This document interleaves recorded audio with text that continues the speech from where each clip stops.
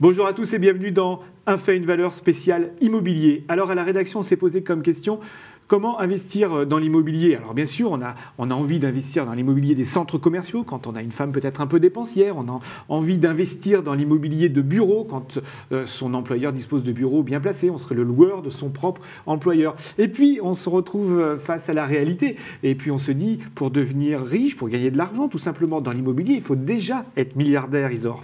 Absolument, Philippe. Alors déjà, on va continuer de rêver, vous pourriez gagner au loto.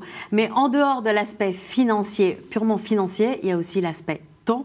Et gérer des biens, ça prend énormément de temps. Oui, mais d'accord, mais c'est désespérant. La classe moyenne ne peut pas investir dans l'immobilier et faire une petite fortune même. Mais si Philippe, vous savez très bien comment sont les financiers, ils trouvent des produits pour tout. Vous avez sûrement entendu parler déjà de la SCPI. Oui, c'est un peu comme les sociétés civiles immobilières. Alors à la seule différence que la SCPI peut, elle, faire un appel public à l'épargne, ce qui veut dire que vous, en tant que particulier, vous y avez accès. Alors concrètement, comment ça se passe? Eh bien c'est très simple, vous achetez des parts de la SCPI dans un domaine que vous choisissez, ça peut être les bureaux, les centres commerciaux, l'habitation, vous avez même des sujets un petit peu plus exotiques, entre guillemets, comme les monuments historiques. Les hôtels. Absolument, vous avez plein de catégories différentes, plein de types, et ensuite vous percevez des revenus qui correspondent au loyer minoré des charges. C'est ce qu'on appelle les rendements. Absolument. Alors par contre, contrairement à une obligation, par exemple, où le rendement est défini à l'avance, bien évidemment, dans l'immobilier, le rendement, lui, n'est pas défini à l'avance, puisque ça dépend du taux de vacances, du montant des loyers,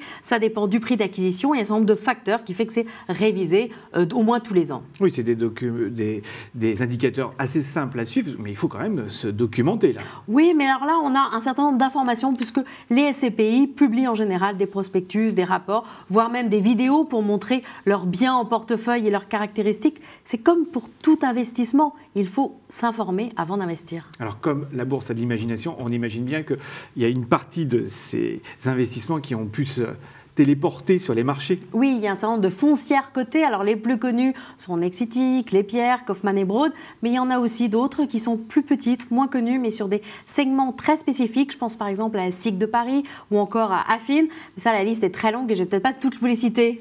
En tout cas, merci Isor. Quant à nous, on se retrouve pour un prochain Un fait, une valeur.